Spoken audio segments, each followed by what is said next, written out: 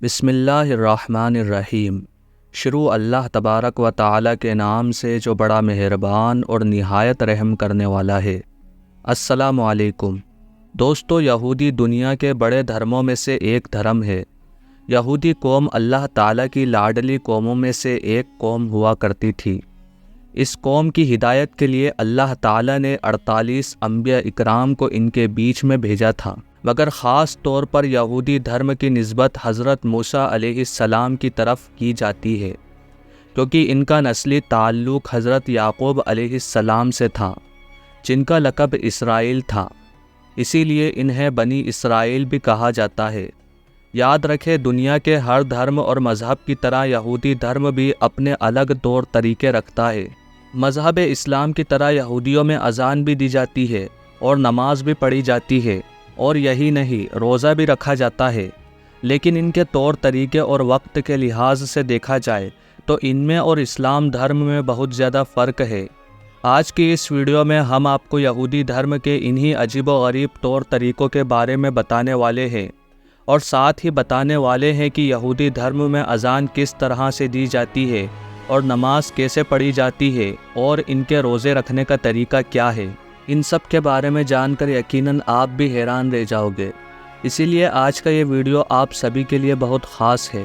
آپ اس کو آخر تک ضرور دیکھیں اور مہربانی کر کے اسے شیئر بھی کر دیں تاکہ اور بھی لوگوں کے پاس میں یہ ویڈیو پہنچ جائے۔ تو چلیے دوستو، شروع کرتے ہیں۔ دوستو، سب سے پہلے تو ہم آپ کو بتا دیں کہ یہودی دھرم میں روز کی 3 عبادتیں مقرر کی گئی ہیں، جن میں سے صبح اور دوپہر کی تو فرض عبادت ہے، جبکہ شام کی عبادت اپنے آپ پر واجب کی جا سکتی ہے۔ یاد رکھیں، یہودی دھرم میں یہ سب عبادتیں اس وقت تک لاگو نہیں ہوتی ہیں جب تک کہ انسان ان کو اپنے روزمرہ کی زندگی کا حصہ بنانے کے لیے نیت نہ کر لے، اور جب کوئی انسان عبادت کرنے کی نیت کر لیتا ہے تو اس نیت کے بعد میں تمام عبادتیں اس پر واجب ہو جاتی ہیں، اور پھر ان میں اور فرض عبادتوں میں کوئی فرق نہیں رہتا ہے۔ اس کے علاوہ یہ بھی یاد رکھیں کہ یہودی دھرم میں تمام عبادتیں اپنے طور پر بھی ادا کی جا سکتی ہیں، اور وہ باجماعت بھی ادا کی جا سکتی ہیں، مگر یہودی دھرم کا ماننا ہے کہ باجماعت عبادت کرنے سے زیادہ فضیلت ہے۔ اسی لیے پھر جب ان کی جماعت اکٹھی ہو جاتی ہے تو پھر وہ اپنے خدا کے دربار میں بطور بنی اسرائیل قوم کو پکارتے ہیں۔ ان کی جماعت کو پورا ہونے کے لیے انہیں کم سے کم 10 لوگوں کی ضرورت ہوتی ہے، ورنہ پھر ایک ساتھ میں ہو کر بھی یہ لوگ اپنی الگ الگ عبادت کرتے ہیں۔ دوستو، یاد رکھیں، دین اسلام کی طرح یہودی دھرم میں بھی اذان اور نماز کا تصور پایا جاتا ہے۔ یہودی دھرم کے لوگ دن میں 3 بار اذان دیتے ہیں اور نماز ادا کرتے ہیں، اور ہفتے کے دن یعنی کہ شنیوار کے دن یہ لوگ ایک خاص نماز ادا کرتے ہیں، جس طرح سے مسلمان جمعے کے دن خاص نماز پڑھتے ہیں۔ اس کے علاوہ ان کی ایک اور 5ویں خاص نماز بھی ہوتی ہے، جسے نائلہ کہا جاتا ہے، جو سال میں صرف ایک ہی بار ادا کی جاتی ہے۔ دین اسلام کی طرح یہودی دھرم میں بھی نماز تنہا اور جماعت کے ساتھ میں ادا کی جا سکتی ہے۔ جس طرح سے اسلام میں باجماعت نماز کی فضیلت زیادہ ہے، ویسے ہی یہودی دھرم میں بھی باجماعت نماز کو زیادہ افضل مانا گیا ہے۔ لیکن ان کی نماز میں اکثر اعمال کی قرأت باآواز اور ایک خاص لہجے میں کی جاتی ہے، جسے نیکن کہا جاتا ہے۔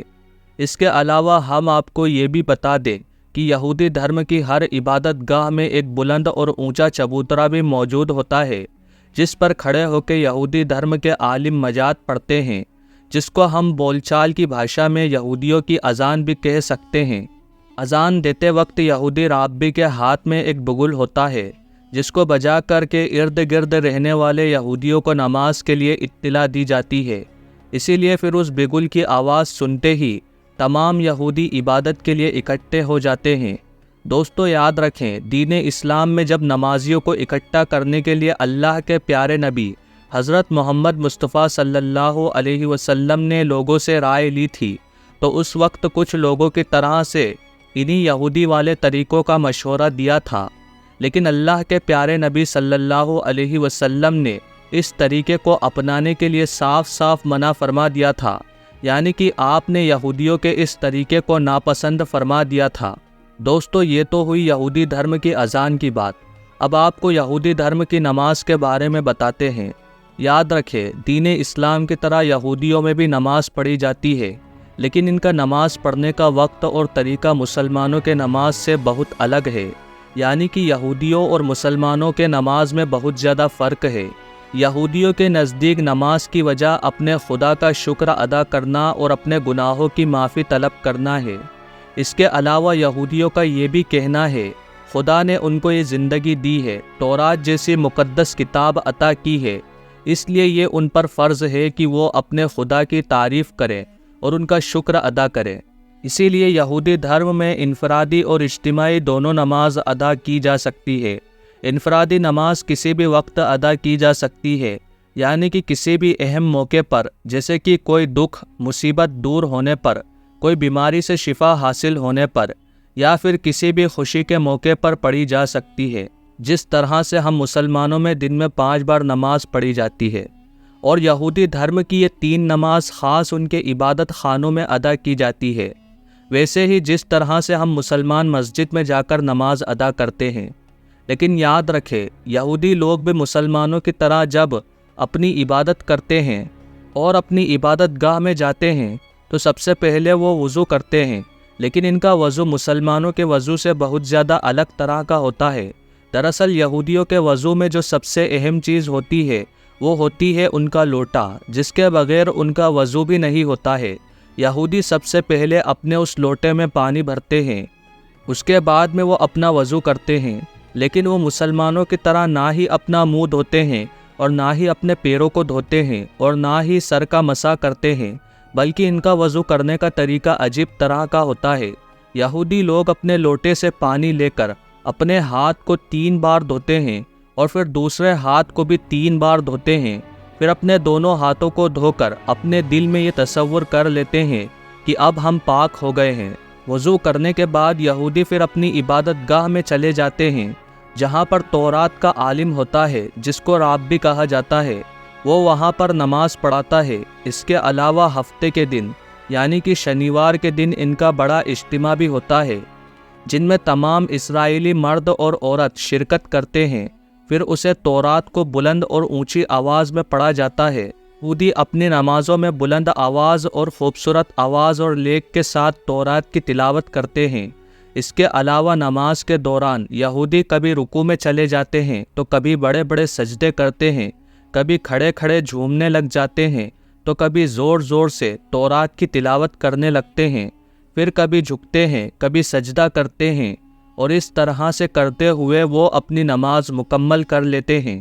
اس کے علاوہ یہ بھی یاد رکھیں کہ نماز کے دوران یہودی اپنا رخ یروشلم یعنی کہ بیت المقدس کی طرف رکھتے ہیں، یعنی کہ یہ لوگ بیت المقدس کی طرف اپنا منہ کر کے نماز پڑھتے ہیں۔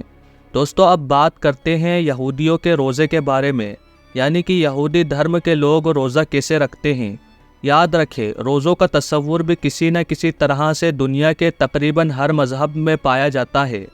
اسی طرح سے ہم آپ کو بتاتے چلے کہ یہودی دھرم میں 2 روزے فرض ہیں، جن میں یوم کفارہ اور تشباؤ کا روزہ شامل ہے۔ یہ روزے غروب آفتاب سے لے کر اگلے روز اندھیرا چھا جانے تک ہوتا ہے، اور اس کا فاصلہ تقریباً 24 یا 25 یا 26 گھنٹے تک کا ہوتا ہے۔ دوستو یاد رکھیں یہودیوں کے روزے میں کھانے پینے، نہانے اور چمڑے کے جوتے پہننے، کریم یا لوشن لگانے یا پھر تیل یا پرفیوم روزے میں استعمال کرنے کی بھی مناہی ہوتی ہے، یعنی کہ یہ سب کام روزے کی حالت میں یہودی دھرم میں نہیں کیے جا سکتے ہیں۔ یہودی دھرم میں ان روزوں کے علاوہ 4 اور روزے بھی ہوتے ہیں جو صبح صادق سے لے کر غروب آفتاب تک ہوتے ہیں۔